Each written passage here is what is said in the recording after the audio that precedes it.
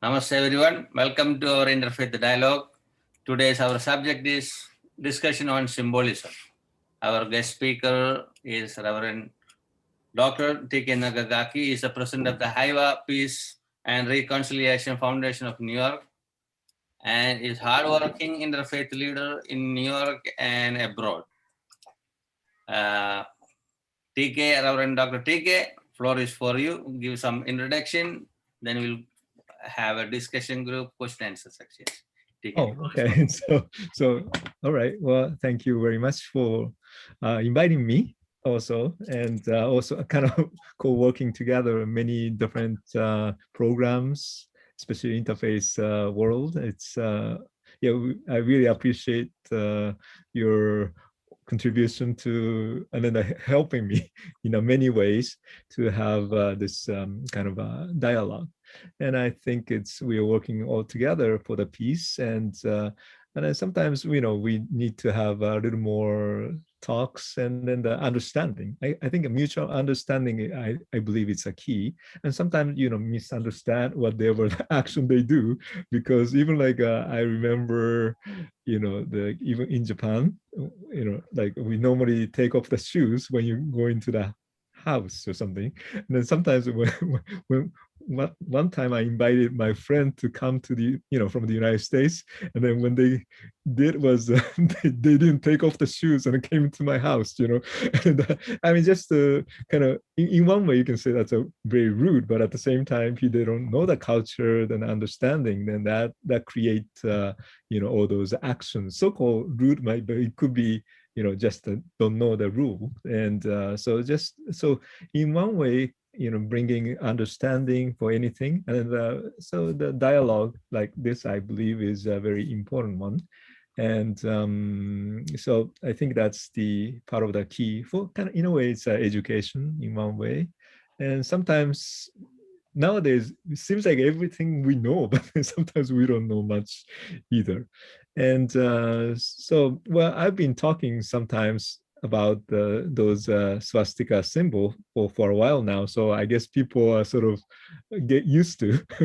But then maybe today I thought it would be good to talk a little bit about simply what is a symbol, start from the symbolism, because people try to express the things. Oh, even like I wanted to know your symbol, like when you create the symbol, like a yoga, the community, I mean, world yoga community symbol, you have a certain way to bring it, right? So I hope I can ask you now or later, whichever, because even I was thinking of when I started the Heva Foundation, what kind of symbol or the logo, so-called logo is like a symbol too in one way. Then what kind of symbol shall I make? And I believe any organization, I think when they start, it seems like, oh, we want to have some symbols to create what represent, what we are doing. And so in a way, the symbolism should be understood that way from the other side, so before you just see that all the different design and everything, it's not just the design, right? For the side of the organization, probably when you look at this symbol, I want them to think this way or that way, like those. So even like I've never really explained about my Heva Foundation symbol. So maybe I thought this is a good time to explain a little bit also. And I hope you can share your, the symbols and then the different ways. I want to mention like a few minutes. Okay. So Well Yoga community, we have few symbols. Usually this is a symbol, I put it here. We use for most of the thing. I'm not totally happy about the symbol. Okay. Because I want a wider range, but I need a computer person to work with me, I don't, another thing is I don't want to promote all the religions, because we have to think about beyond the religion. And somehow somebody sent me a interfaith logo. Then I put our logo on top of it and put the spikes around with the UN agenda. So that show more inclusive. We may miss some symbols there. And when you put the UN, then that will cover everything. But I had to make another logo in near future, very fast, So I am just preparing something without religious group, and one with all the religious group. So for the interfaith, good to have all the religious group. Right. But all the major work, we don't want to bring all the religious conflicts there, you know. When they need the symbol, the conflict is already starting, you know. We have to make more natural way of living. Right. Yeah, that's true. But then still, you wanted to have something to get Correct. some kind of understanding. A lot of places, I cannot just put my photo everywhere. That's not appropriate, you know. Some events fine. So some events not good. Yeah, because it's the same thing. I mean, like, you know, even talking about the swastika symbol itself. So first of all, then maybe of course Eastern swastika has been long ago, you know, so like you never know. We can't ask, you know, who created, how you created, but somehow. But then like Hitler, you know, because I try to compare, then how he decided to create the symbol, you know, that's also kind of interesting from that aspect. Also, what is his intention to create the symbol, you know? This is my experience when Sami Bua was with Hitler. Sami Bua said he's a very smart ruler and highly educated through reading and experiencing. So one day they were traveling in his car. Hitler is driving the car. He went 300 miles speed. You know, that's exaggerated. So he just nodded on his thigh and said, I didn't give you permission to destroy my life. You had to go slow. I am the person making the decision, Hitler said. Does it matter? I won't care who you are. You had to slow down your car immediately. This is the story. Okay. So in Hinduism, actually, Om is a major symbol. That is beyond the Hinduism. And for the cultural way, they made this swastika for the prosperity and peace, love, and all the things. And somebody like that one and misusing, that's a part I never support. Anybody can use the Hindu symbols. That is not for only Hindus, for everybody. Creation itself is for everybody. Right. And they misuse it, and we don't want to support that. So Guruji, if I may say, first namaste to all. And Guruji, I have some observers over here. One of the new one is a Kal Murat. She's from South America. She's from Argentina. And Simran is from Colorado. She was last time here. And Kamala is from Bellingham, Washington State. Right. Then Dr. Sujita Valsal and Dr. S.K. Pandey, Imam Shu Pandey, Gabriel. Okay. Yes. Yeah, see, like this is our symbol too, right? So in a way, your foundation, we just have symbols here, but then I don't know whether you can see now, I guess, right? So the character, of course, that first of all, kind of, I'm trying to do a little Hiroshima, Nagasaki parts is, very important part of it too.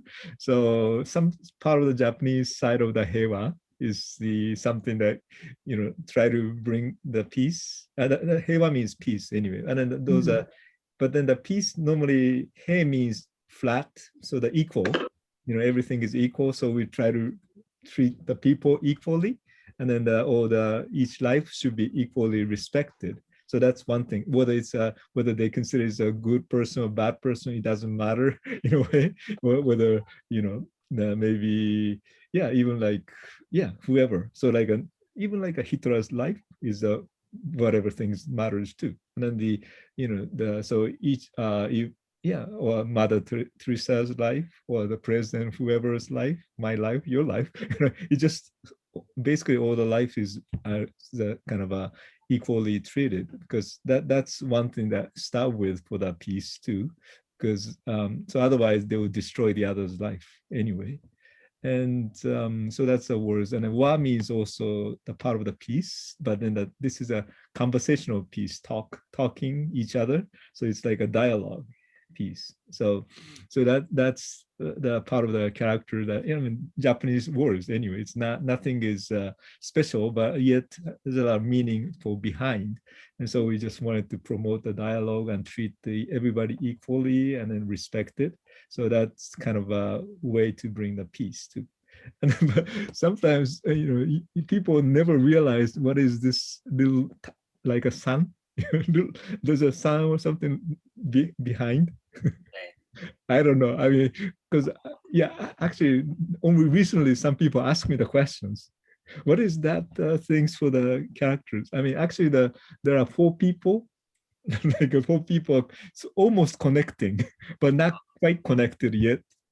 So it's like all the different world, the 4 directions people come, and then the maybe meeting. So it's like the interface too, right? People coming from all over the different parts of the world, and then comes to the points. So that's the 4 representing for the north, east, west, and south. I mean, did I skip everything? I don't know. So anyway, those 4 direction comes, and but then that create the kind of the like a circle of the earth, and or the planet, or it could be any of the boundless circle, because circle doesn't have a not totally connected. You can see it's a little opening a little by little. So that's what I was thinking also. And then the of course the look like a sun, but that's a lotus flowers. So through the nice part of the lotus itself is of course that's a flowers represent enlightenment in Buddhism, but that's transformation, basically transforming evil into virtue, or so violence into peace or something like that. So it's always the delusion into enlightenment, more like. So that's so in a way I thought it was a symbol itself is very interesting from that sense to think. So what is the intentions there, and then how you express the part of the the thinking or thoughts or whatever things you have. I think in a way, we wear the clothes too. I mean, people wear some clothes. That's also symbolism in a way too. Because what kind of clothes you want to wear when you are doing whatever the talks and so forth. Because I'm sure that when we have an interfaith dialogue, we tend to wear the one that's traditional, sort of like robes and so forth. So but that's also kind of representing what their faith and then the, belief represents. So from that sense, I think for me, analyzing the symbol itself is something very interesting. How do they choose this one, but not this one? Like that. So I was also thinking of the, when you look at since maybe, I don't know if anybody wanted to share, I think it would be good too, some of the other symbols that I don't know, actually the Sikh symbol, I don't know. I mean, maybe since you share a little bit, so it might be nice to know what that represents really. Okay. I'll say a few words about that, and then others can join in too. The Sikh symbol is really represents what they call the doctrine of Piri and Miri. What it means is Piri means saintliness, and Miri means socially responsible, like which includes saintliness too. We have a saint soldier concept, in other words, as a way of life, style of life. So what it means is spiritually that one sword represents the sword that we have a responsibility to remember God at all times. The other one is to live within the world and struggle for our living and take part in the life's processes to help advancement of the civilization and good family life. That's the other sword, which is socio-political responsibility. Okay. And then they are joined together in the middle, which is called Khanda. The whole symbol also goes with their name. That Khanda or Ad Shakti here too. That Khanda is the one which is used for initiation when the Sikhs are making the final commitments and they go through a sort of initiation ceremony comparable to like perhaps baptismal ceremony in the other religions.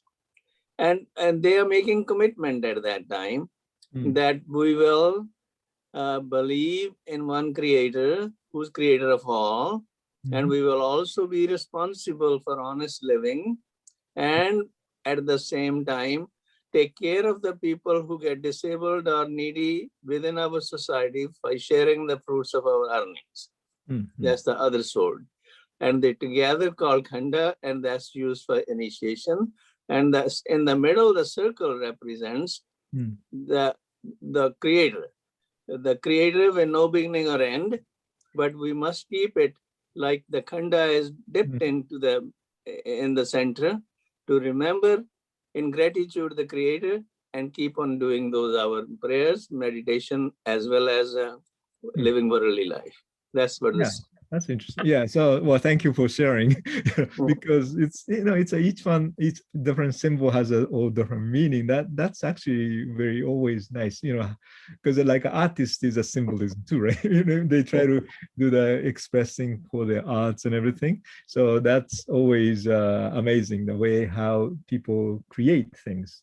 Because you know, I'm going today also, especially, I'm going to talk about a little bit of what's we're going to do, you know, what we are doing for the actually you know, when we have the things that I wanted to have an education for the swastika things.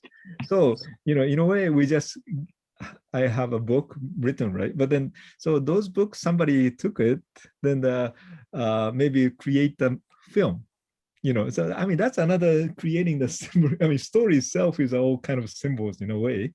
So and one thing I just wanted to tell you the truth is my battery is going to die soon. So I just wanted to play the what do you call it, the things that I wanted to show later, but I wanted to show it now. So that time I can just go pick up the the plug. So, you know, my battery is not going to die. But yet, you know, that because this is a film, but about the swastika, how we're going to present. But then that's also the one thing, creation, right? So there's nothing there, but maybe there's a book here. So how you express, what's the points that you wanted to express? I mean, that's a lot of creativities too, I guess, in a sense that when you create like films and so forth.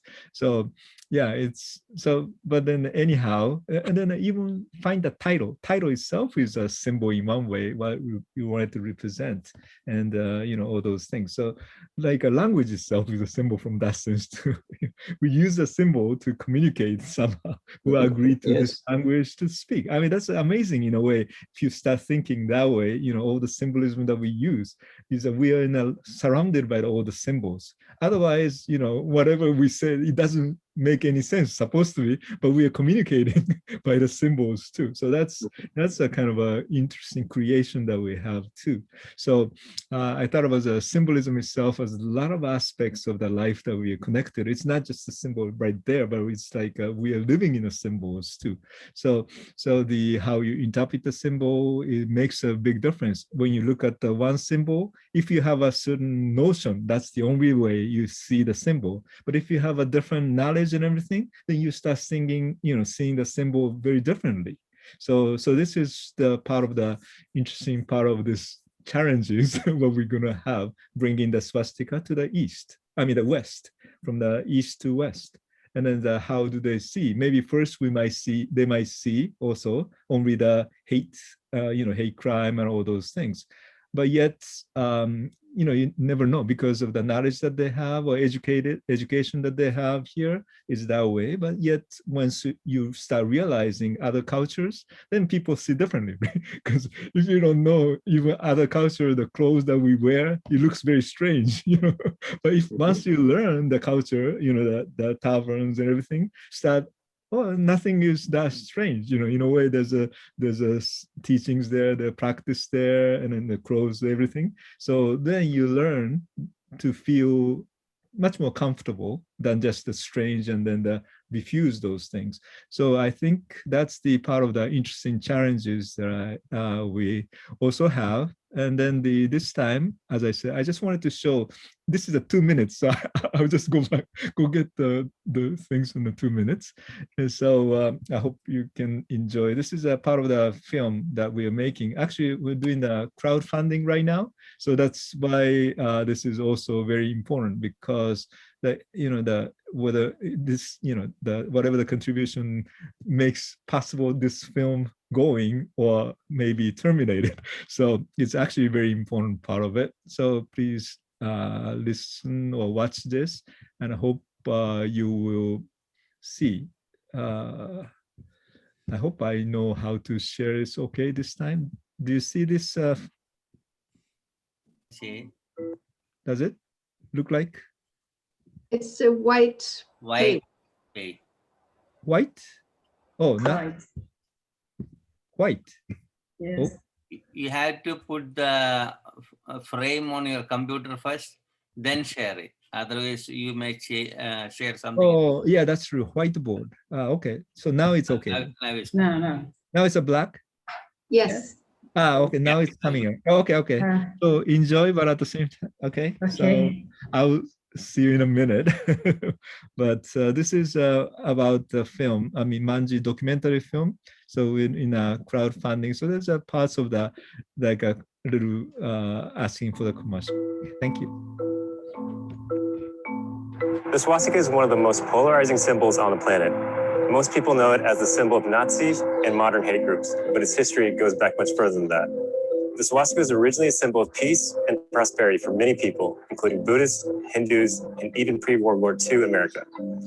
And for many, it still means peace. For many others, though, its meaning cannot be separated from violence. Manji is a documentary that aims to bridge the gap. In the film, we follow Buddhist priest Reverend T.K. Nakagaki on his mission to reclaim the swastika. Jumping between New York and Japan, we capture dozens of interviews with religious leaders, academics, politicians, artists, and more, all asking a central question. How can we embrace the swastika as a positive symbol without ignoring the hate, pain, and violence associated with it? What can we do to reconcile viewpoints that seem diametrically opposed but equally valid?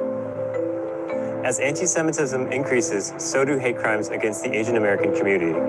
It is our hope that by fostering timely conversations between these two groups and others, we can find a way to move forward together. Filming for Manji was completed earlier this year, and now we need your help to cover the cost of the post-production process that will allow us to finish and release the film. Funds raised will go towards licensing fees to incorporate much-needed archival and news footage and music, as well as visual and sound editing. Any additional funds raised will be used to help get the film into festivals and promote it after its release.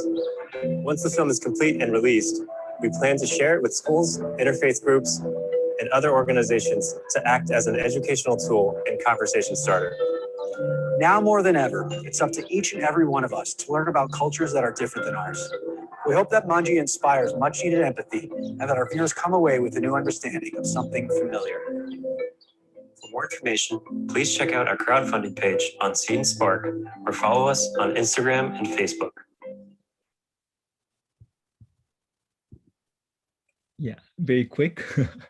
I hope you get. So yeah, now I have my batteries safe now, so I can continue for the computer well. When I was in high school, my older brother was dating a woman that my sister and I did not like. What is that? What is my that? dad wasn't a big fan either. One night, for some reason, we thought they were going to come home and announce that they were engaged.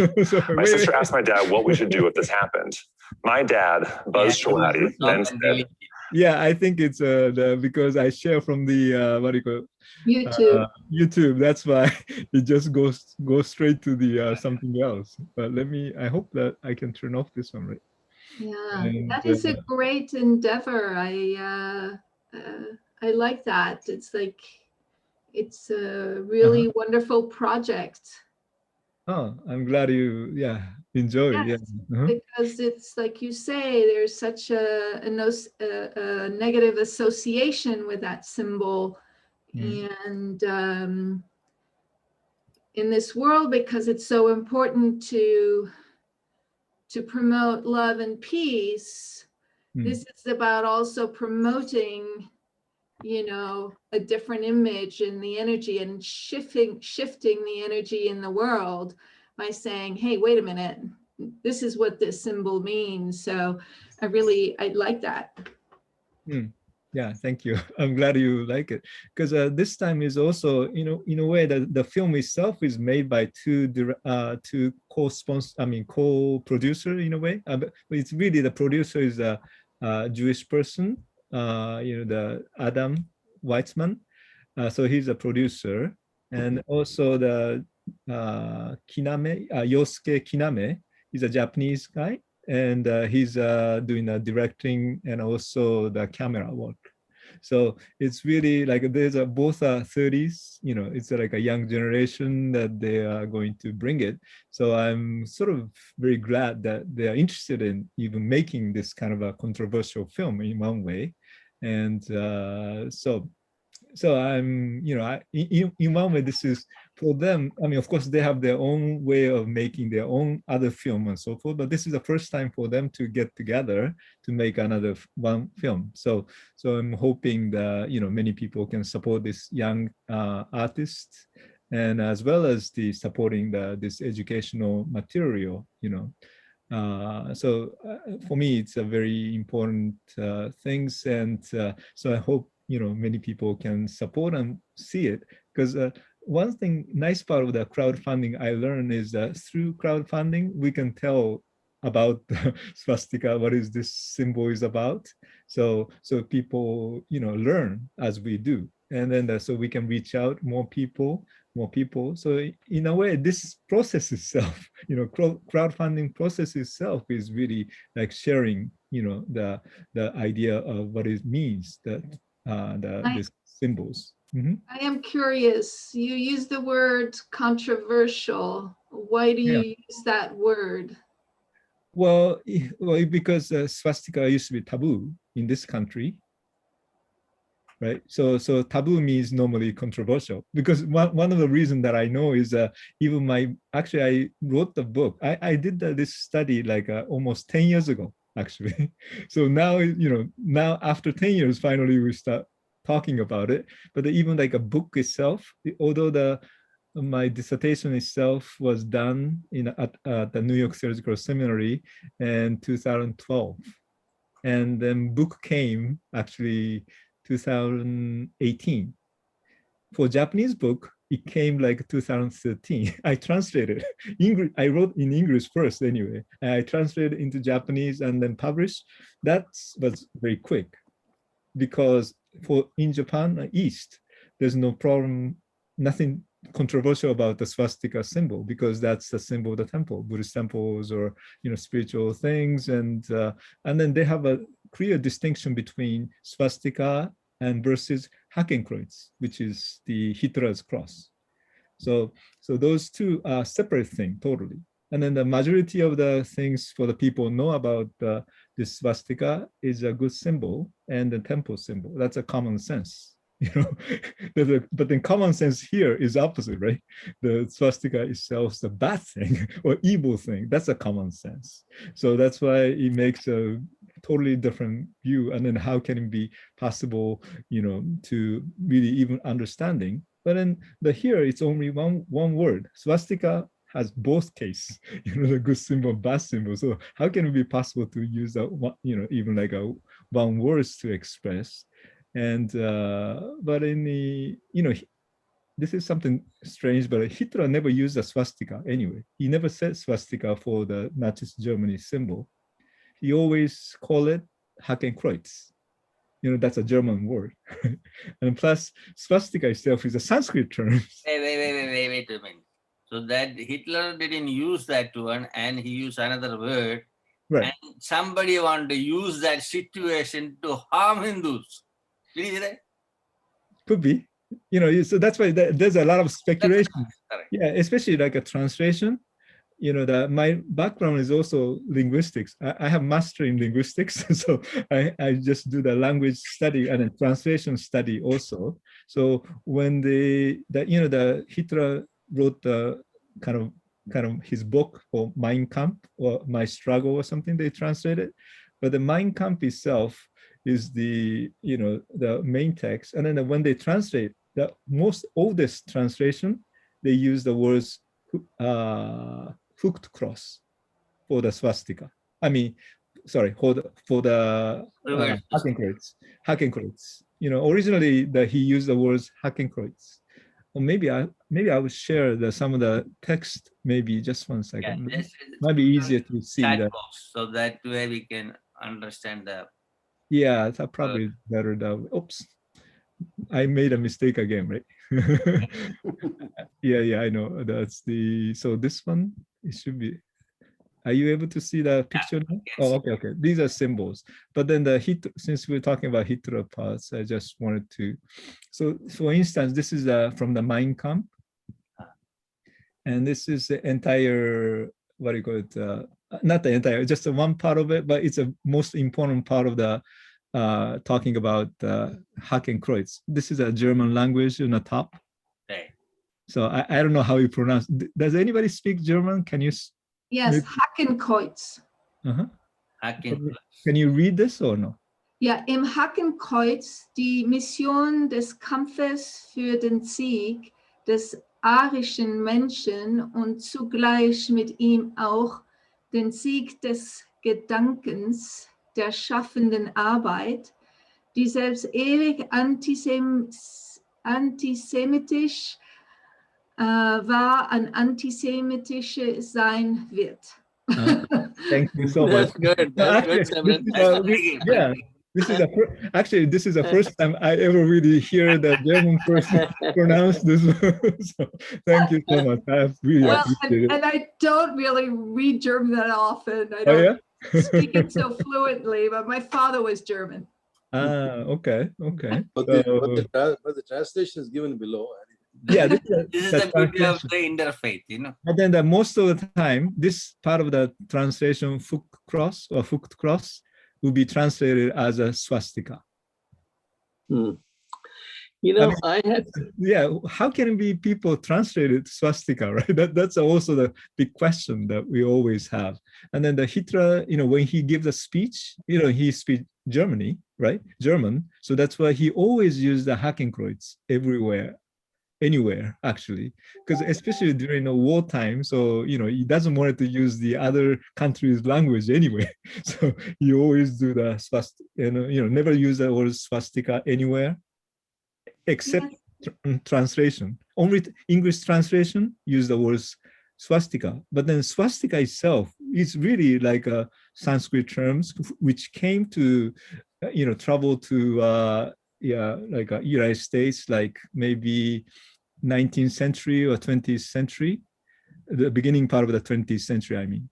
So because this particular symbol, the swastika or the, let me move up a little bit. But sorry, I was going to show some symbols like this one. These so these symbols are introduced to the West in the especially the end of the 1890s or so. So at that time, there's the even the book was written about the swastika. So the, you know, Smithsonian, you know, they pay the money to, you know, they have a funding to go through the different part of the swastika in the world. And of course, these are some of the Eastern swastika that I have in the picture. These are Jain symbol, non-violence, right? And then the swastika together. And these are actually the Mohenjo-daro, the one in Pakistan, the you know, ancient civilization. So they use, this is a seal, they use as a seal. And of course, Hindus main symbol, this one too. And these are actually the one same as the Jain, right? Sorry, this is Japanese one. One of the temple for the same temple. This one, the in Tokyo, the Asakusa Sensoji. If you've been to Tokyo, I think everybody go there too. So it's a very popular place. But they have a lot of big swastika there too. And then there's a Hindu temple and Om together, and then the swastika here together. And TK? Yes. So the swastika is designed in different ways. Sometimes, let's say the left goes up, sometimes it goes down. Yeah. So, right turn or left turn, like a thing. Yes. Clockwise and anti-clockwise. Yeah, clockwise and anti-clockwise. Yeah, that's a good word. So what is the reason with that, for that? Like one can see in one of them, like the lower image, is different, where it's like a purse. It looks like a little like a purse. And then you can see it's different. Yeah. So there it's a different size, different direction.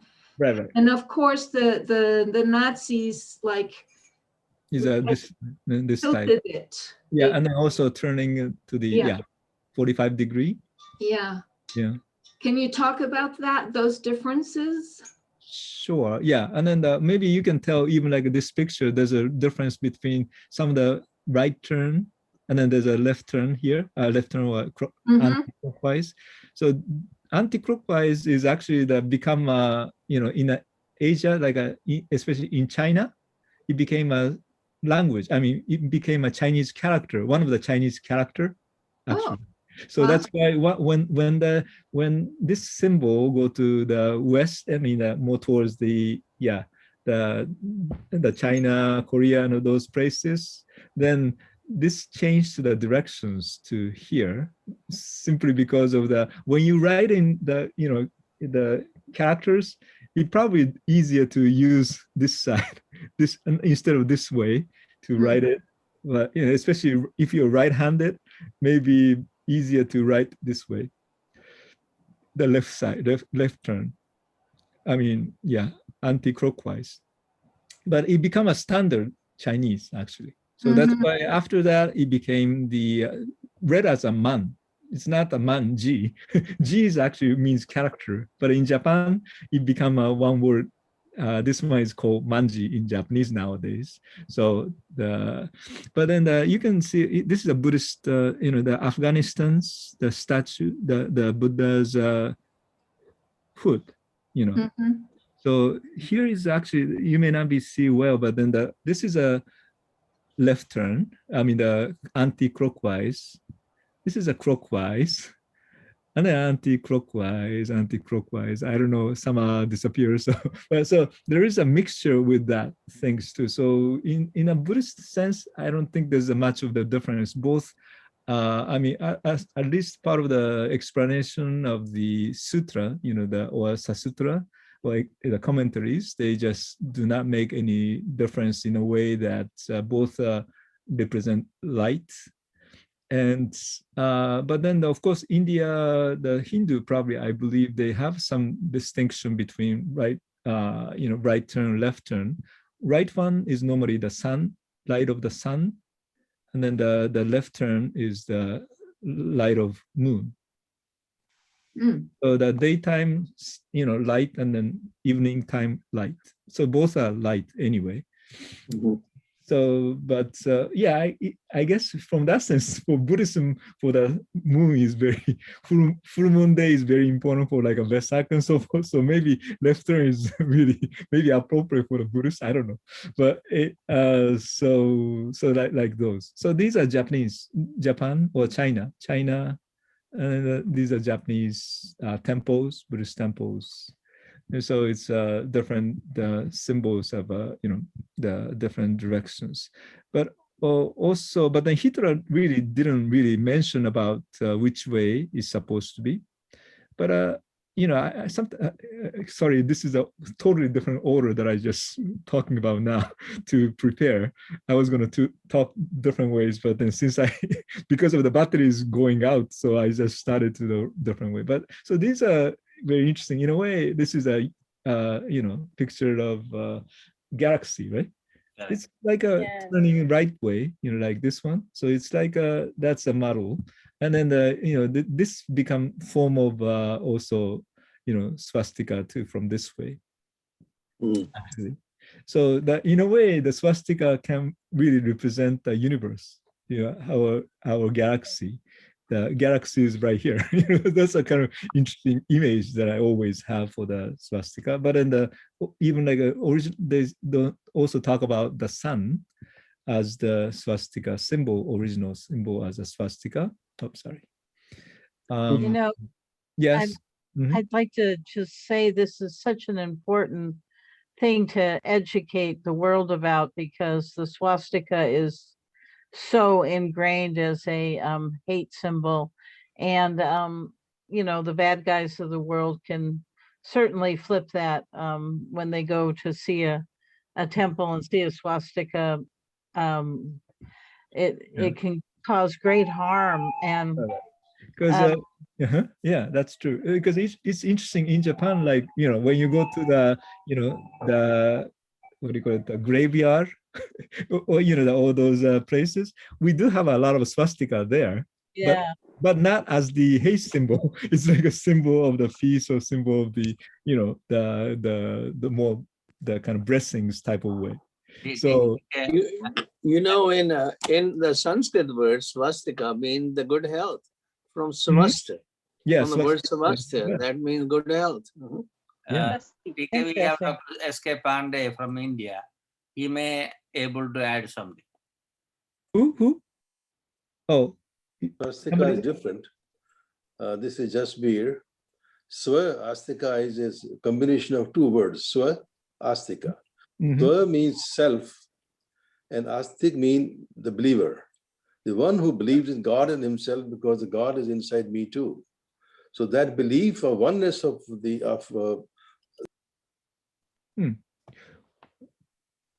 Hello, which tradition is that? Is that from Sikkim? I'm talking about Sikkim. Oh, is that right? I'm calling Dr. S.K. Pandey. Okay, please. I mute myself then. Thank you. I'll say later. After that, you can give. Yes. Oh, Dr. S.K. Pandey from India. Oh, okay. Hello. Namaste. Thank you. Namaste to all. Maybe we can go out of the shared so we can see each other. Oh, okay. Let me see. Yes. Okay. Much better. Yeah, that's probably easy. Namaskaram to all of you. I did not give much thought to this symbolism. I was invited very late. But this much is certain that all the religions have their own symbols. All the religions, they have their own symbols. Right. And they have their own meanings also of those symbols. As a spiritual seeker, I have been mainly concerned with the oneness of God. That signifies the beauty and glory of all the religions. And that is the reason, that is the basis of our unity. All the religions pointing towards the same undifferentiated reality, the transcendental supreme being. That is the beauty and glory of all the religions. And that I consider as the basis of the unity. Unity amongst all the human beings. And unity of all the religions also. Because these symbols, they mainly belong to the rituals. We have so many rituals in all the religions. We have rituals. But I feel that we should focus on the spiritual, not the ritual. Focusing upon the spiritual part will lead us to our goal. But I don't have any objection. We always use swastika, and we use the symbol of Om. We use the symbol of various gods in temples. And we believe that those who are not very enlightened, those who are not very elevated, those who are not gone to the higher stages of spiritual insight, they worship God, they worship gods and goddesses, they worship various symbols also. They regard symbols as sacred. All the gods and goddesses as sacred. All the scriptures as sacred. But all these scriptures, all these symbols, all these gods and goddesses, they ultimately lead us towards the highest goal of life. That is the spiritual experience of one's own self. Yeah. So right. I have no objection to symbols, but I feel and I suggest that our focus should always be towards the end of, toward the goal of life, and that is spiritual enlightenment, spiritual experience, and that is the foundation of our unity, our interfaith unity, interfaith dialogue. because that connects us. The symbols may divide us, but the spiritual enlightenment can connect us. So that is what I want to add. Yeah. And once again, I would like to say that I have no objection to any symbols. I respect, I worship, I pray to all symbols and pray to all of you. Thank you. So you're from which tradition? The Hindus or Hindu. Oh, Hindu. Okay. Hindu yogic tradition. I see. DK, in India, Hindus are different sects. Right. Yeah. In our neighborhood, we never worship Swastika. We just only worship Om. That's it. Oh. Other parts they worship Swastika. It's a big thing for. So we have different tribes. Different. Interesting. Yeah. Okay. And some people only focus on the way of expanding our consciousness. They won't think about any rituals. That is different. So ultimately, we have to go for the universal spirituality. Even Hinduism says the same thing. Right. Same thing. You read Vedas, you don't see any Hindu politics there. Because because the same as the Buddhism, because some school of Buddhism use a lot, but some school doesn't. Swastika is used in our temples and all religious places. We use swastika and Om. Interesting.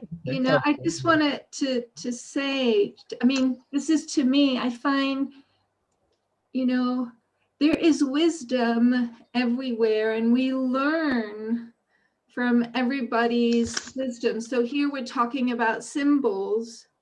So I feel that, the symbols are there to teach us something. So the swastika is teaching us something. Right. The Om symbol is teaching us something. The Khanda, the Adishakti teaches us something. And all these things are really spiritual. They're really enlightening. So it's like, it's a teaching. We're receiving that.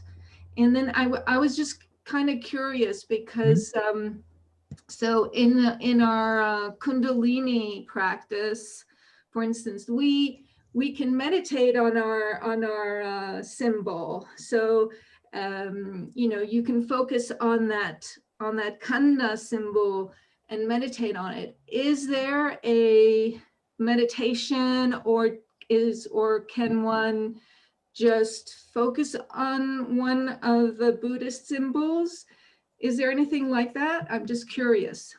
Interesting. Yeah. TK, no? I want to add something. Like two people want to add because those who spoke. Okay, yeah. After that, we want to ask. Okay. Those who spoke, just wait for the next moment.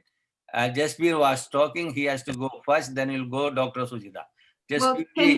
Can TK answer to my question? He can after them. Yeah, after I hear a couple of people, then I will just back to Jasbir Bhatia.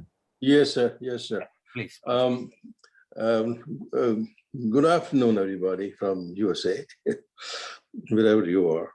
Hello. I was just reflecting on the word swastika itself. It's a combination of two words separately, just like in Sanskrit when we have combined two words. Swa means self, swa, me, self. Astik means the one who is a believer. Astik versus Nastik. Nastik in Hindi means who don't believe in God. Astik are the one who believe in God. So in our philosophy, both original Vedic and Sikhism, we believe that God is within us. Eman tu jot srup hai apna mool pachan means in Guruvani, that's what it said. Eman, you are the manifestation of God himself.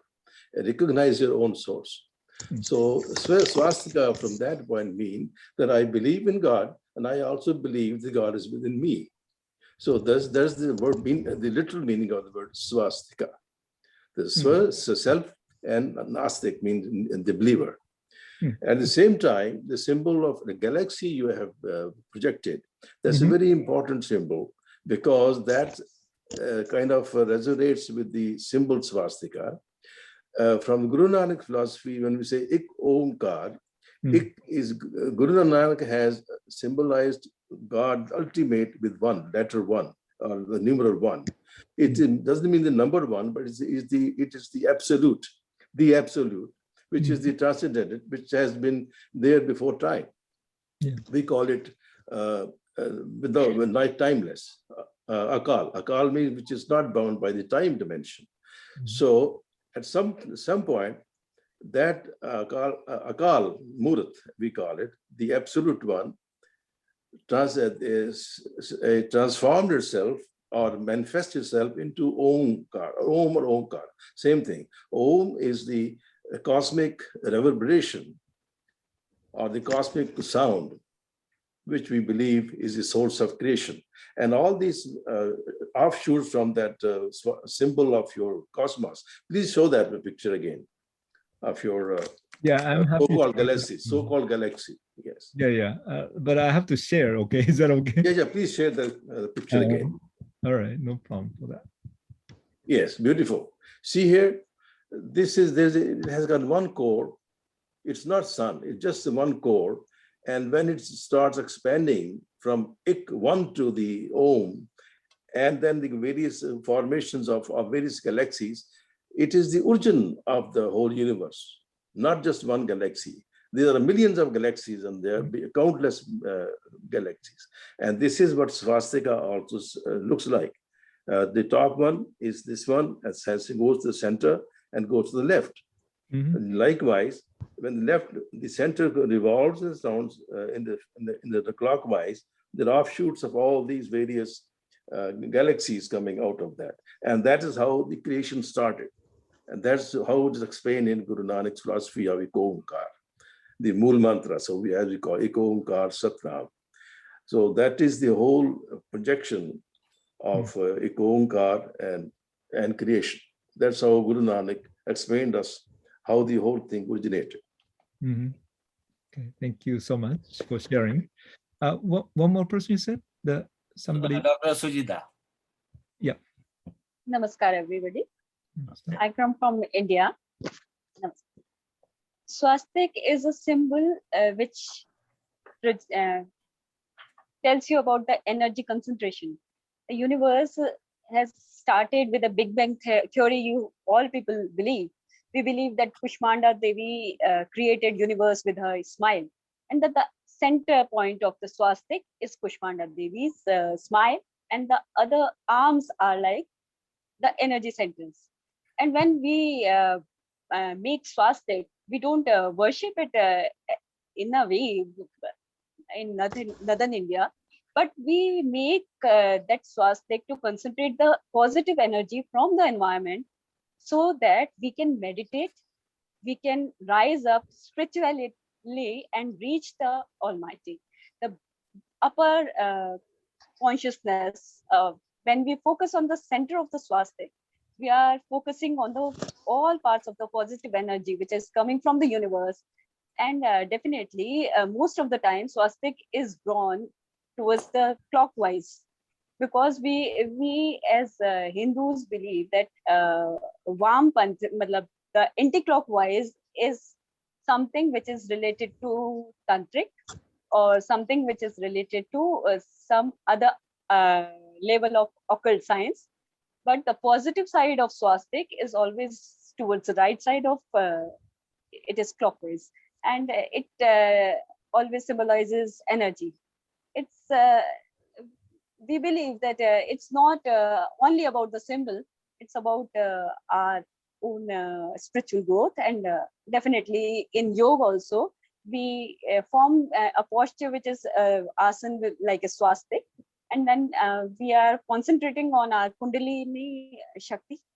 And that's what I wanted to add. And most of the part you have added. Thank you so much. Okay, thank you.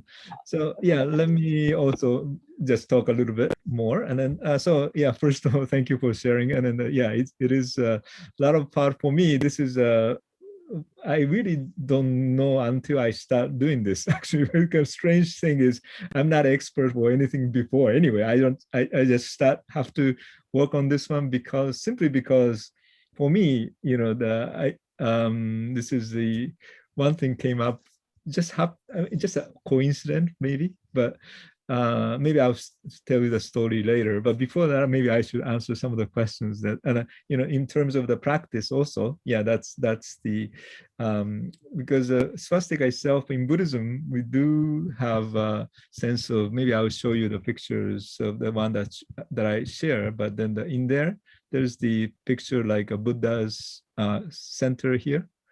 So this itself is in a way representing the many different aspects of the Buddha, but then the part of this is a heart of the Buddha, right? In a way, it's just top of the chest. So it's like a heart of the Buddha. So sometimes we consider that's the kind of heart you wanted to go in. It's not just the symbol, the shape that you're looking for, but then it's like why the shape appear. That's more important than the shape itself. So the appearance of the shape itself is because of the nature of the sacred or noble. You know, the one of the part of the teaching is a Four Noble Truths. So sometimes we just, some teacher used to talk about this line as a Four Noble Truths. And plus there's another quick, you know, the Fukt. So it become like a 8. So it's like a 8 Four Noble Truths be arrived here as a part of the central part. So in a way, when you're looking at swastika for Buddhist heart, then it's a Buddha nature or Buddha's heart. So it's the kind of practicing itself of the Buddhism. So the symbolism in Buddhism is actually go beyond the symbol, meaning like you may start from the symbol, but yet you go beyond means no shapeless or formless or nameless is a real true symbol. And then that's supposed to be the idea of the, you know, the Dharmakaya, I mean, in a Buddhism sense, which is even supposed to be beyond the words, beyond the shape. Even like a shape of the Buddha should disappear and everything disappear. But yet, when it comes back to the symbol, that's also the symbol is become a compassion side of it. So in a way that we always say in Buddhism, we said the finger, I mean, symbol is considered a finger pointing at the moon. So without the finger, you know, it's hard to see the moon, you know, because we need sometimes the guidance to point it. So the symbol itself become the, you know, kind of a window or the door. So through the symbol, you can come in, right? And then try to understand what the symbol means. And then once you come in, you don't need a symbol anymore. So it may disappear as a wisdom that you already created. But yet the wisdom is always coming back as a compassion. So the skillful means, I guess. So the symbol itself is considered as a skillful means. Even the words of the Buddha, or like we have a mantra, also like a Namo Amida Bu and all those words. So that become also the symbol. But then, so which means, is that nothing or is that everything? Or is that everything or maybe nothing? So like everything is nothing, nothing is everything is like that kind of a way of the symbolism itself. So symbol itself is dynamic to become like a universe, but then it become like a small, like a symbol. I mean, like a little swastika, the mark. So that's the kind of dynamic of the symbolism, I believe, for the, you know, part of the practice. I hope I answer some of the questions. And then the way that I understand, and then the language itself, swastika su, as normally we divide it, I think it's su plus asti, and then the ka, the 3 parts, the way that most of the dictionary divide. So I mean, I follow that one, but the su as a good or well-beings, and then the asti is a to be, so to be well-beings, and then the ka create the noun form. So that's why the swastika becomes the well-beings, being good, or being, so it becomes like, yeah, something, the state of good is so that become like the part of the you know, the nobleness that we're talking about. So non-violence, peace, and all those, you know, the quality comes with this particular symbol. But so that's the one thing that yeah, you will see here. And then let me also just share a couple other things that I was thinking today, because I mentioned about, you know, even myself, I didn't really study beforehand. So, oh, this is by the way, this is my garden. And then this, so like from on the top of it, it's like a shape of the universe too, shape of the galaxy. But that's the symbol that we have. So this is a little. What is in the center? This is a Buddha. This is a pagoda, the Buddhism. I mean, so I just pagoda. Okay, yeah, pagoda. Yes. Because this is actually when we moved to my house now. Used to have a pool there. There's a pool, so there's a big opening of the circle. So that's beautiful. That's beautiful. I started to create something, and then I don't know where this goes, but then you started to create something like this. So that's so beautiful. Yeah, thank you. That was a coincidence actually, but then when you become, oh yeah, I didn't have that particular picture. Sorry. No, I actually combined this one together with the universe picture. It becomes really like a matches pretty much. So I feel like the universe is right here in my park. I mean my house now. So anyway, so that's something that. But then the one thing is for Buddhist tradition, we make this is a Buddha, little Buddha. So this month is a Vesak month, which is Buddha's birthday, and then also celebrate enlightenment and then parinirvana. But then especially the Japanese tradition, we celebrate Buddha's birthday and kind of three things separately: birthday in the spring, and then the enlightenment for December, and parinirvana, passing away, in February. So, but then for the Buddha's birthday, we always make like this kind of the flower. These are all made by the flowers. We put all the flowers, nice flowers, and then create. This is shape, little Buddha. Create, and so this is what I make. And then after I came to the United States, 1985, I came actually. Then the first Vesak, or we call it Hana Matsuri, or Buddha's birthday anyway, celebration when I was in Seattle. Because when I grew up in Japan, I used to make this part. This is the making a swastika is my part actually, meaning I was one of the oldest among the older cousins. So when we have at the temple, we make all the flowers, arrange the flower shrine. Then in the end, everything is ready. Then very end, we put this swastika with the chrysanthemum. So that's actually what has been my job for like 10 years at least when I was in Japan. So it's but by the way, this picture itself is 1937. So which is in California. I mean, still before the war. Before the war. So and some of the children dress up very nicely to show the respect. And then so when I was in Seattle for the first year, actually I make this one. So then what happened is the membership, some of the members came to tell me, oh, you can't. I mean, they really rushed to come. And then as soon as they saw I was making the swastika with the flowers, and then they came, 35 years ago. So they just stopped me. Oh, you shouldn't do this. You can't do this. This is not Japan. This is the United States. In the United States, this symbol means hate or evil, especially connected to the Holocaust. So that's why we couldn't use it. We shouldn't use it. Like that. And then I felt after that, because some people still feel very painful by looking at this symbol. We don't want it to create any extra pain for other people, so then maybe we shouldn't do it. So actually I was sort of like that for like 20 years. I mean, like until 2009 maybe. So it's maybe 25 years maybe. Or like maybe for even Buddhists, we shouldn't use this one in this country because of that. But then at that time though, because Buddhism was still very new, because even like nobody knows, there's no Dalai Lama as famous at that time. There's no Dalai Lama. There's some Zen tradition, but even like when I need to buy the book, like a Buddhist book, I cannot get the Buddhist book in the regular bookstore. They don't have it. So I have to go to like East Asian or kind of a bookstore. Then you can find small amount of the Buddhist books. So not like, nowadays that nobody knows about Buddhism anyway.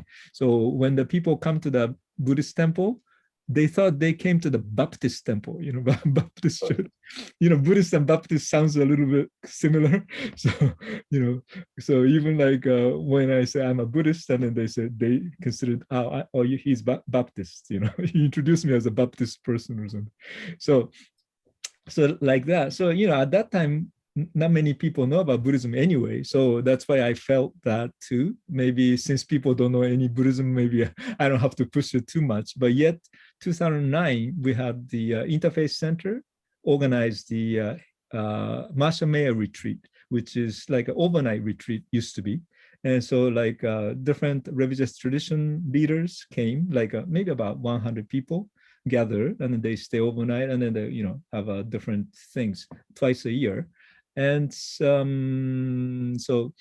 then they deal with the different social issues, okay? And then so they discuss, and then they share the view from the different revision. And also there's an expert came to explain what's going on, like a police brutality or prison system and all those different things, education too maybe. But then one point is a hate crime. That was 2009. And then at that time, the speaker, one of the guest speaker, the expert of the hate crime, said swastika is a universal symbol of evil. And then when you say universal symbol of evil, it's a different word, right? I mean, if you added universal, that means everywhere you go, that's an evil symbol. And then, so I asked the question actually at that time. And then, so what do you mean by universal symbol of evil? Because Buddhists are here, Hindus are here, we use the swastika as a good symbol. Why you can say the universal symbol? And then this expert said, he didn't know, basically. So he didn't know anything about the good side of this symbol. So that's actually for me, the trigger. Oh, maybe this is not good, because even like after that, Hindu, Buddhist, and then Jains, and also the Native American leaders, we just get together, and this is not right. Although we don't want to hurt other people, have the feeling, for a long time, but yet, I mean, this is, really hurting other people the other way because of the ignorance that they created. And they don't talk about the swastika as also the very parts of it's like a lot of people use it in the East. I mean, we're talking about globalization. So this is probably good, not time to, thinking of not telling the truth, or I mean, providing the truth itself is the very important one. I think that in any way, in the end, the truth can be more powerful than anything else. And I believe, for the Buddhism also, rely on the Dharma. Dharma means, for me, it's a truth. So the universal truth, you can say. And so always bringing the truth part ahead, so that you don't have to lie or anything like those. So the truth is more stronger than anything else that we feel. So I changed my mind. And then that happened to be next year, 2010. I went to the New York Theological Seminary to study interfaith. I never studied interfaith, by the way, for the study, like academical study. So some happened to be the interfaith center. I mean, the New York Theological Seminary had those classes called multi-faith study and the doctoral ministry program. So I went to the doctoral ministry program. And then at that time, because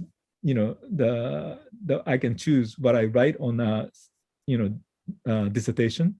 So since that 2009, this happened. The interfaith centers things happen. So I decided to take maybe this New York Theological Seminary part as the way to bring my own understanding also about the swastika itself. And then I start researching it, and then find out a lot of things. And then one of the big questions that I was asked was that when I start doing this, everybody asked the question about the Hitra, because I was not interested to talk about it even, but because it's a very, very sensitive, the war itself. So so that's why I sort of like didn't like to go to the Hitra, but then at the same time, oh sorry. So this is actually the book that I wrote. So these are available if you like. It's but so I'm actually talking about this symbol from the Buddhist aspect because I'm the Buddhist priest and also I was raised in a Buddhism. So hopefully we have a maybe right Hindu swastika and then the Hitra's cross. So anything is fine, but I just need to start from where I'm standing. So that's why this book I wrote. But yet, so a lot of Buddhist idea, but also this is an interfaith program too, right? So that's why I study for the other race, other religion to practice, use the symbol as a sacred symbol. Of course, this is in a Hitra. What I realized is Hitra used this symbol as a cross, Christian cross, basically, and then combined with to invite to Catholic and Protestant together under the symbol of the things too.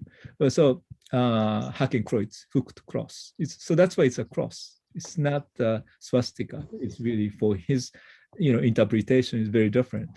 And then so going back to where I showed it before, sorry, it took me for a while to come back here. I started, but then yet it goes to so in a way this hooked cross or hooked cross is this is a particular language that he using, and then so because of the cross, there's an anti-Semitism come up because cross has been used in especially Western world. That's the part of the anti-Semitism for a long time, 2,000 years. So it's a kind of all the history is behind.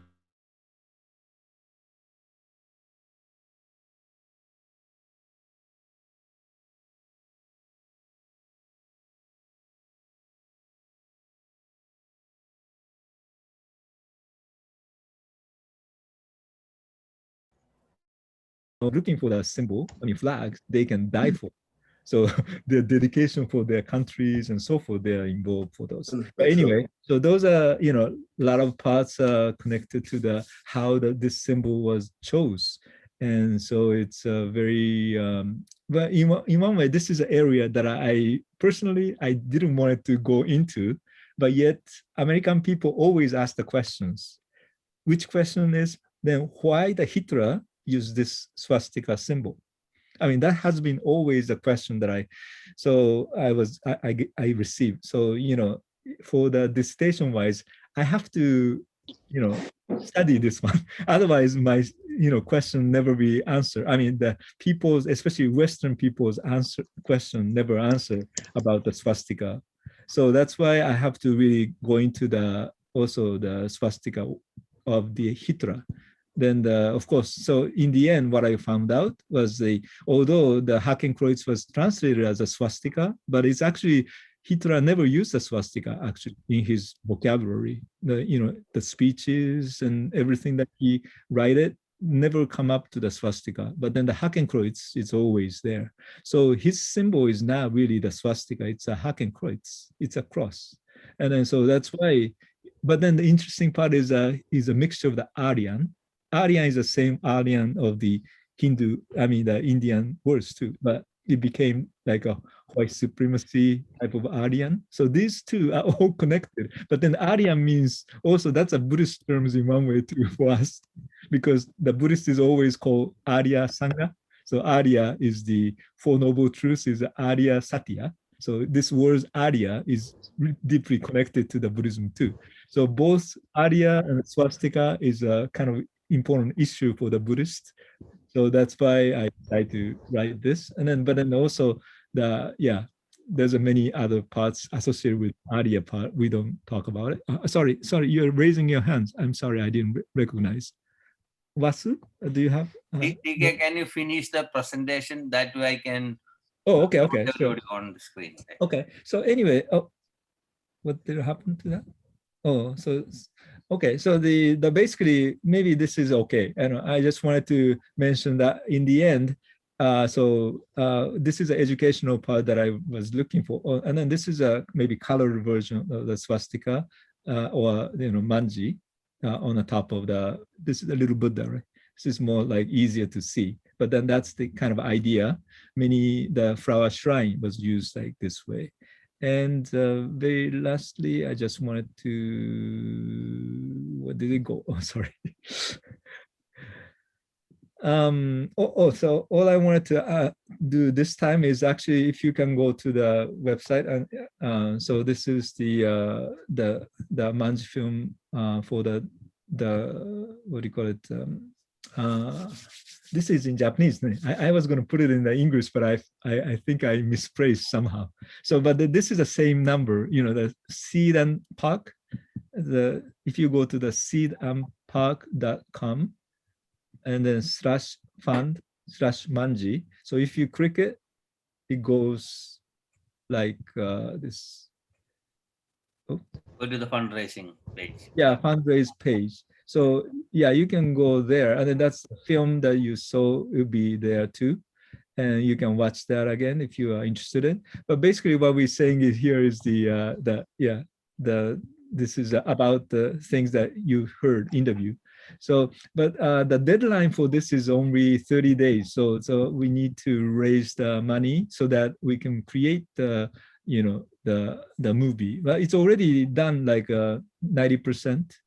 But then the film work is not only just making the film, but it so has to go to the added to the music, added to the all the the what do you call it?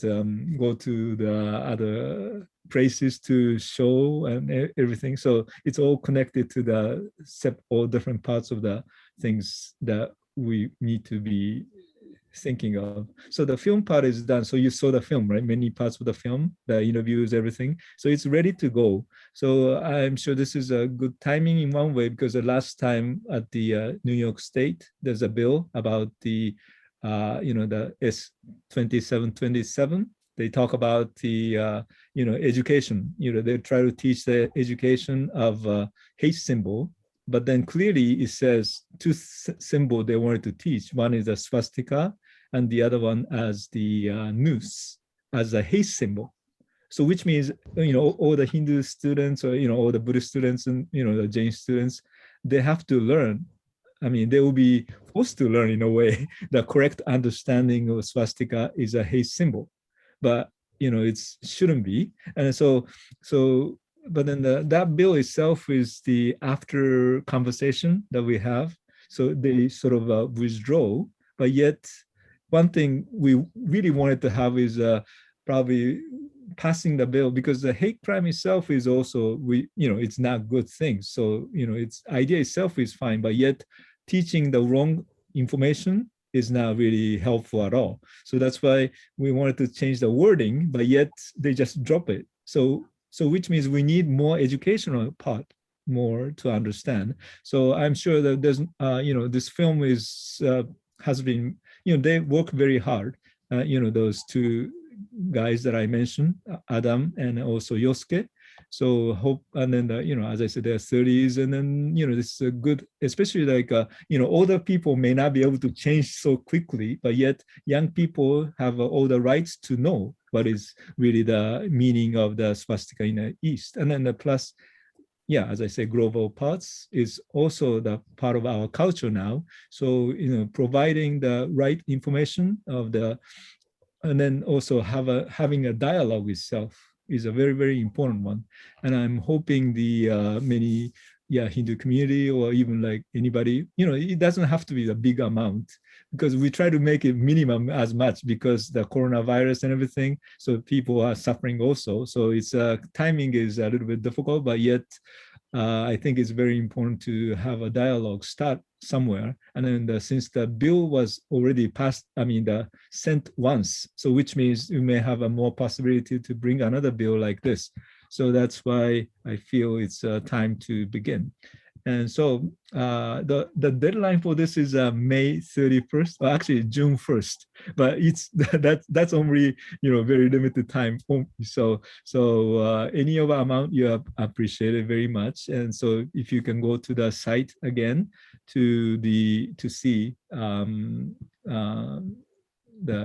this site. Simran already wrote on the chat box, so you can see. Oh, chat box. Oh, okay, great. Thank you so much. Is that the movie they interviewed me? Yes. Yeah, there's a part of the, yeah, you saw the picture of you? Yeah, I saw one part, I saw it. Yeah. Right now, maybe we can show the page of the Guruji is in about, part of the fundraise pictures. So maybe I should show you.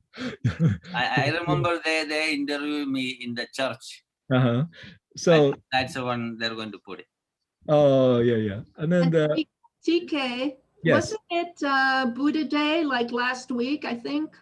We did, no, actual days are 25th. 25th. Or 26th, this year. Of this year?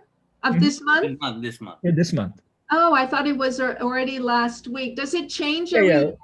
Well, for the Buddhist Council, we do like sometimes in May, because so many Buddhists do celebrate. For the Buddhist Council, we just do whenever the time in May. So, but then most of the, like a UN Vesak is normally exact day. So UN Vesak is May 25th. I thought they would be 26th, but I think they changed to somehow the 25th. And then so many countries do the 26th as a main day of Vesak. And so, so they're still coming up. So it will be UN Vesak should be on air anyway, so the people to be able to come. In India, Vesak is 13th or 14th of April. Oh. That's what Vaisakhi festival is. That's when Guru Govind Singh initiated Sikhs into Khalsa on Vaisakhi day. That's very auspicious for Sikhs also. Oh, Sikhs also. Yeah. Okay. Yeah. Interesting. So let me see whether so Vesak is still coming up, and actually I'm putting together for the Vesak things that I need to. Oh, that's great. So now it's 53%. So that's very nice news. Thank you. So somebody maybe the supporting for our events here. But the things that I wanted to show is maybe I can share again to the place that the Guruji show up for the flyers or page that we have. So I wanted to show that to the people. Let's see. Let me share again to the share screen, right? And this one. If I want to add something, I want to add something. Yes, Dr. Inderjeet Singh. Vasu. I can't hear you. Could you say it again? Vasu, yes. Dr. Vasu? I just, first of all, I thank for the informatory lectures. I have some symbol that is Guru Tegh Bahadur Sahib, 9th Guru. He says, this word is like a hill of smoke. ए जग धुएं का पहाड़ तै साचिया मान्या के विचार. The symbol is smoke, hill of smoke. The word is not real. That is why Guru has chosen the symbol of smoke. This word is like a hill of smoke. What makes you think that it is a real? Then there is another symbol. Whatsoever is seen shall all pass away like the shadow of cloud. Like a shadow of the cloud. Symbol is shadow of the cloud. And Guru says, there is one more symbol, sir. As the bubble in the water develop and disappear again, so is the universe created, says Nanak. Listen, oh my friend, this is the universal, is like a bubble. Bubble come and bubble go. This is the unreal world, and these are there's a what should what is the method of living in this world? Guru Nanak explains, just like the lotus flower floats untouched upon the surface of the water, and the duck swims through the stream. With one's consciousness focused on the world of the Shabad, one crosses over the terrifying world ocean. O Nanak, chant the name and the name of the Lord. So we must live in this world like a lotus flower that is in the water, but never wet again. So this is the way we can cross the ocean. And one more I want to symbol that is from the animal world. Guru Tegh Bahadur says that person who does not feel devotion to God in the mind, O Nanak, know that his body is like that of a pig or a dog. If there's not a devotion in the mind, and if mind is undevotional, then mind is without any discipline, and the body of that person will be just like pig or a dog. Pig eats somewhere in the filthy things, and dog is wandering here and there. If the man does not love God, does not devoted himself to the God, then his mind will be wandering like a dog. So these are the symbols Guru chose from the world around, and Guru explained his meaning to the world that he should be live a meaningful life. So this is the symbolism created, chosen by the Gurus. That is that is enough for answer. Yeah. Okay, thank you so much. For sharing. The symbol itself, especially the swastika symbols, also are very, very important from that aspect as well. And then I just wanted to. Thank you. And I just wanted to show the Guruji here. See, do you have ever seen this person before? I hope. Oh, that's one. Okay, I got it. Yeah. So I mean, there's a different parts of it because you're part of the dialogue. I mean, the panel too. So, but then of course, what we are doing is right now is making to the short film. So I don't know how many. There are many. Originally wanted to have a little bit longer one, but then to begin with, we wanted to do the shorter one because of the corona and everything is a limited amount. So, but then the 20 minutes, but then to be able to do a lot of things. So this is actually the page that you can go after, Speed and Sparks, the page for the Manji. And so that's the story. So you have all the accounts, and then maybe if you can share with other people, that would be great, because this is a minimum amount that we're asking. So basically, if more the project, I mean, originally we really need is 60,000, but then it's just that's almost impossible they can do. So that's why we want to make it to the smaller size. But they're talking to me, and so. TK, maybe we had to make a flyer for this, then put it on social media, so that way whoever help. Okay. Yeah, that's true. It is so at least 50 people follows and 40. Now it's like a half. This morning was only 30 something too. So it's nice. And so there's a mission here. And also, if you donate like $15 and shout out, and there's different things that you can get too. So if you like, the digital copies of social media out. And then also, I was supposed to give you the prayer if you give the $50, and later I'm going to send it. And if all the monies are there. And then also the kind of special thanks for on the film, there will be your names and so forth is appear also. And then if you have 150 more, then so I supposed to write, also give the calligraphy for the, so I'm also do the calligraphy many parts too. So that's the things. And so there's another, the screening and so forth we have, and then all those different see, that $1,000 is closer to my picture. Yeah, I know. So you must be a son. I mean, worse than the most expensive part of the Guruji is here. So Guruji is looking at this particular amount. People think I'm making millions of dollars, you know? Oh yeah. By the end of the time, and then so we can make a couple other swastika film. I mean, shorter version and then longer version. So it's a lot of interesting. Well, I'm sure that, so there's a Japanese explanation too. If you want to, I mean, if you speak some Japanese people, they have a direction to here, and this is a bokan and then talk. So this the camera, he's also director, as I said, and then the Kinameko.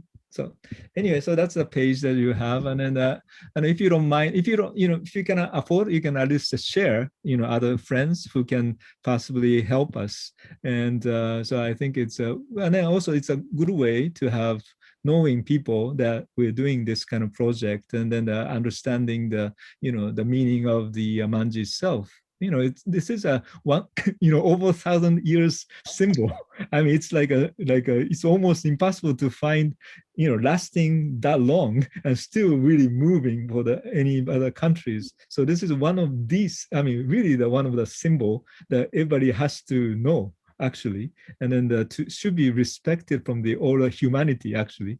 And then even like I didn't mention, but for the the ancient synagogue, they have a symbol of the swastika too. I don't understand. But not, so that's a good symbol. And then there's the Hindu tradition, I mean, the Jewish tradition also, they used to use this symbol as a part of the good symbol, because it's together with the important symbol in the Jewish tradition. So, anyway. Yeah. Thank you, Guruji. Yeah. Definitely, TK, I'll definitely share this with the Interfaith community in California, Los Angeles, Southern California. I used to be involved, so I will definitely share the information. And this was really instructive. I really enjoy this talk, and it's great. Thank you. Thank you. Very nice meeting you. Yes, thank you so much, sir. It's very interesting, actually. I was able to get more insight into the whole thing. I never understood, and how you related that to the creation, that picture of the universe. That was very interesting. Thank you so much. Well, thank you. So those who didn't speak today, just take a 1 minute each. It's good, Guruji. First of all, namaste, everybody. Peter, thank you so much. Thank you, TK. Eid Mubarak for all our brothers and sisters who are Muslim. And I wanted to commend you on re-energizing the conversation around the swastika. The whole notion of a symbol has always been close to my heart. And I think largely because we're visual creatures, and there's information that gets communicated in visual means in a way that we take in and process a little differently. So that's an important thing, to reclaim some of the history around the swastika and to understand the meaning of the swastika. I also want to kind of point out that I was looking forward to this because from a symbol point of view, peace lights was created and kind of has been being adopted as a symbol of peace. And there is symbolism as well there. If you look in the gallery view, you see the lights kind of flowing. And those colors are representative and symbolic as well of cultures around the world, with the motion being symbolic of the way that they interact and work together to achieve harmony and peace and good energy. And we have another, you talked about how logos were symbolic as well. And so we've taken the symbol of peace lights and put it in Africa for the symbol for Project Peace Lights to promote peace education. I heard one of the sisters from India talk about the energy in the symbol. And that's something that I agree it has, and certainly the swastika has the ability to bring forward both all sorts of energies because of the way in which it was used, right? The information that has been promoted for thousands of years has been around peace and togetherness for the swastika, but there was a very loud voice that kind of used the same symbol to communicate something different for a while. And that's still lingering. So, you know, peace lights has also been spoken to and spoken about in terms of energy. And what we've done is kind of invited people to project their own energy related to peace into the lights, so that it has this collective energy now. So anyway, I wanted to thank you. Really looking forward to this session, and really enjoyed it. Namaste, everybody. Namaste, thank you. Kulvinder Singh. What? Guruji, what you said? Kulvinder Singh. Kulvinder Singh, okay, somebody. Oh. Kulvinder, you're on mute. Kulvinder Singh, I see. Mute? It's mute. Unmute yourself then. Yeah. Hello. Can you hear me? Yes. Yes. Yeah, yes. Yes. About the symbols, I was just thinking it was very nice to hear all you people. So just as every country has a flag, or every company has a logo, same way I think the religions, they have created a symbol. So to me, why especially a symbol? So whenever we say just one word to convey the meaning. So symbol is one word to convey the meaning. Secondly, there are two types of disciples. One is the literate, others are the illiterate. Literate people, they can go through the religious books and take the message. But the illiterate, they can't read all those texts, right? For them, this symbol is everything. As in Guru Granth Sahib, there is one Shabad from Asai Diwar. He says, Padya hove gunagar, ta ommi sadhana mariye. He says one of the disciples may be very literate, he may be well read, but does not matter at all. What matters, on the other side, there is one just Ommi Sad who just knows to recite Om. He knows nothing else. But Guru says, Gurbani says that Ommi Sad is much better than a qualified person who doesn't have character. So I think the symbol is just a point to concentrate. We need something to concentrate upon whenever we meditate. So the symbol helps us in dissociating from the world. Whatsoever symbol, it may be anyone.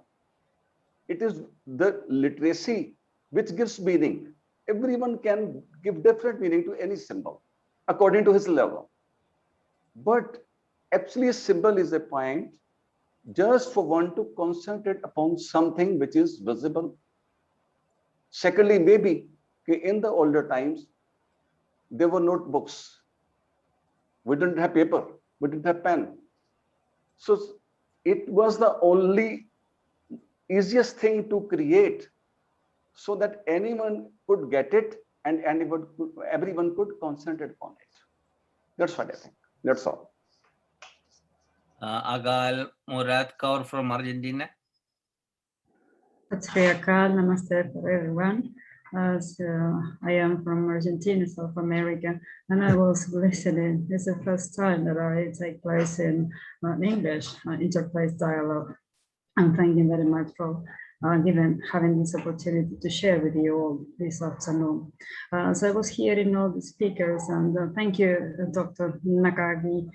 It was very, very useful from the information that I used to know here, that now you brought in my mind with so much information, and it was so great to hear from you today and from all the speakers.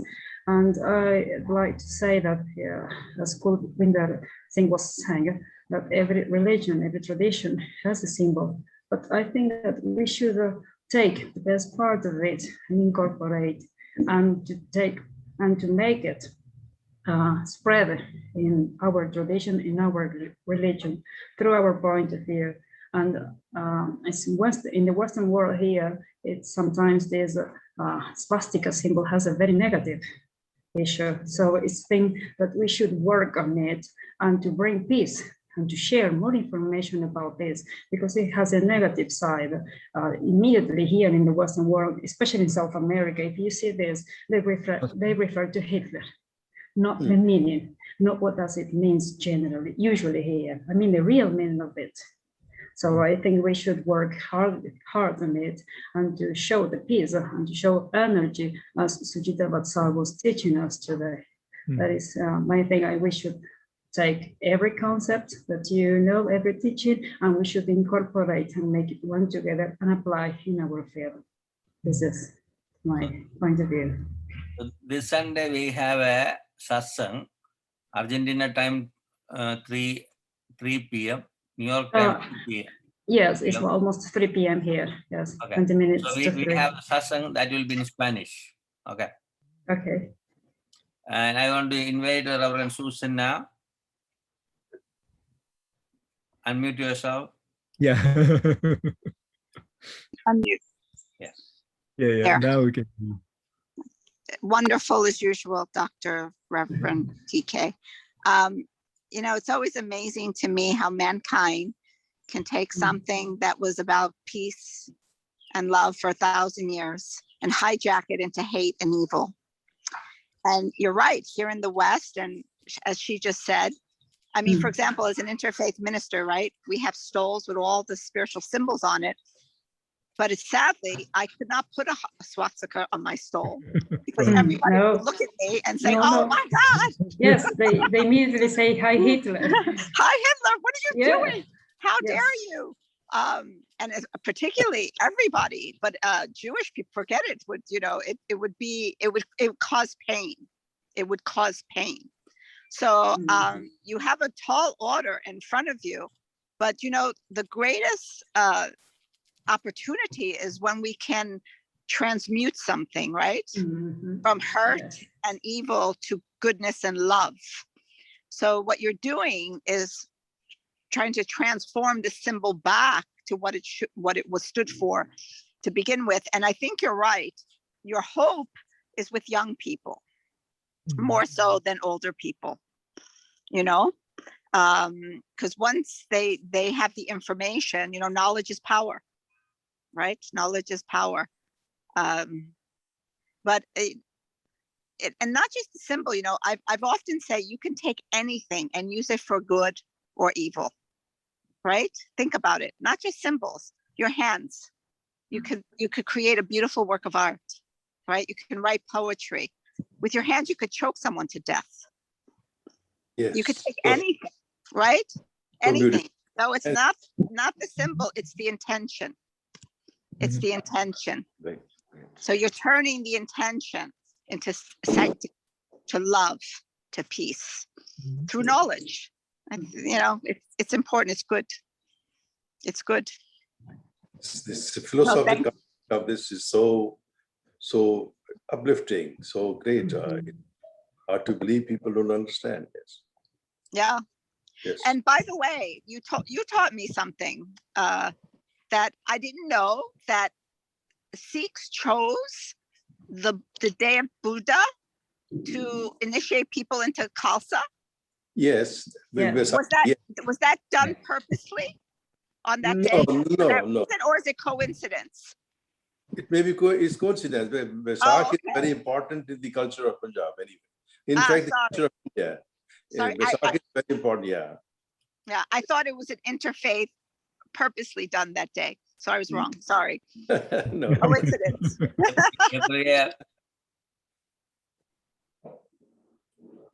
It may be possible. I do not know. Please don't know. Yeah. It's an amazing coincidence, though, right? Yes. Yeah. Amazing coincidence. Yeah, Prince Susanna, it's interesting that what you were saying. I just recently posted something, kind of what you were saying. I was saying, be aware of intentions. Yeah. What seems good or positive can be misused and turned against oneself or others. Absolutely. And it's wonderful you say that, because, and I'm going to say something that some people are going to look at me and say, not possible. Even love, and love in its purest form, of course, can never be abused. But people take love and twist it, suffocate, manipulate in the name of love. So what is that? Again, the intention, right? Is not pure. It's not selfless. Not Susanna, egoless. Yes, love is the most misunderstood word. Love Right. is purest form is means sacrifice. You can sacrifice for your love. Yes. Anyway. I have 2 more people to finish it, and 2 o'clock I have another meeting. Okay. Gabriel Martinez. Gabriel, I guess. Gabriel. Thank you for the opportunity to speak. I appreciate the time. First off, I want to say well said, Susanna. The emphasis is on form, obviously, when we're focused on symbols. And I like that very much that you said, TK, that when a person gets to a certain stage, they no longer need the form to be able to reach the ultimate, the absolute. But for the meanwhile, it can serve a purpose. And because of that, all the malignancy of thought and all the dirt that has been put has led to misteachings. And regardless of how anyone feels about form or formless as ways to the spiritual path, ultimately, if there's misteachings going on in the world, that should be cleared up and that should be brought to light in the proper perspective. So the work that you're doing, TK, is absolutely crucial based on that. I believe also a couple of people spoke so well today. Interjit,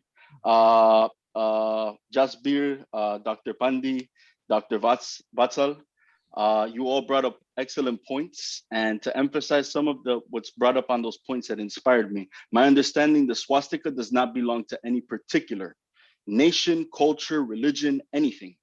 This probably was from a time period when people didn't need to utilize words so much.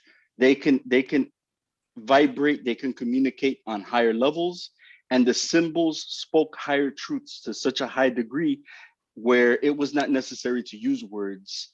And so many truths can be conveyed within one small symbol, within one small amount. So it's not necessary.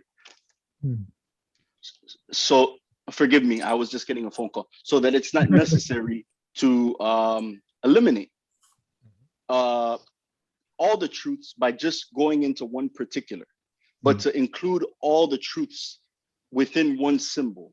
And since we identify and we live in a world of form, it's beneficial.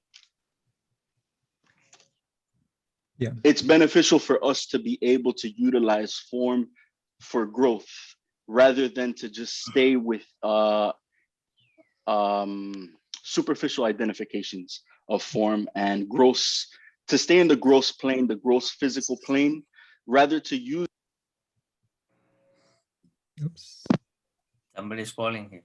Yes, yeah. Rather than Vitali's calling, just rather than to use the gross physical plane for expressing something that is not of spiritual direction and spiritual benefit, rather to use the form and the gross words to indicate and direct us back. I believe it was mentioned a couple of times that these are indicators, but we don't need to become addicted or hold on to the indicators, use them like drugs and form attachments to them. The ultimate goal is to be able to go beyond it and to let it go. That it doesn't belong to any particular culture or nation, but it's a universal symbol and representation of many principles within one unifying whole principle. And the one unifying whole principle, I believe it was Interjit and Jasbinder and also Dr. Pandi indicated this, that this is supposed to be indicated for the whole purpose and not just for the individual sections and components, but rather the ultimate goal is to bring it all together where it is in essence an absolute and one unifying principle. And that it's been found throughout the world in Mesoamerica, in Celtic cultures, Norse mythology, all around the world. This isn't many times spoken about, but the artifacts are bearing all the different directions of the symbols in masonry, in stone cuttings, in slabs of all around the world. So this is a symbol of something that was beyond any particular religion, nation, and we should bring that back to the emphasis of going beyond the religion back to this unifying principle. But thank you so much for the work you're doing, TK. It's so absolutely crucial.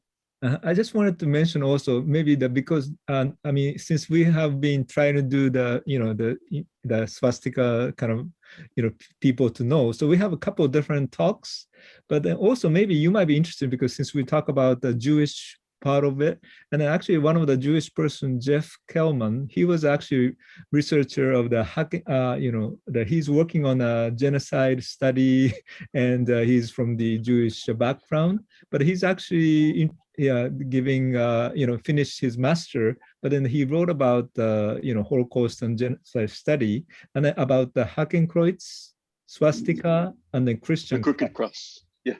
Christian cross. I mean, that's a title that we have. So and the Knights Templar and all the different crosses, right? That grew from.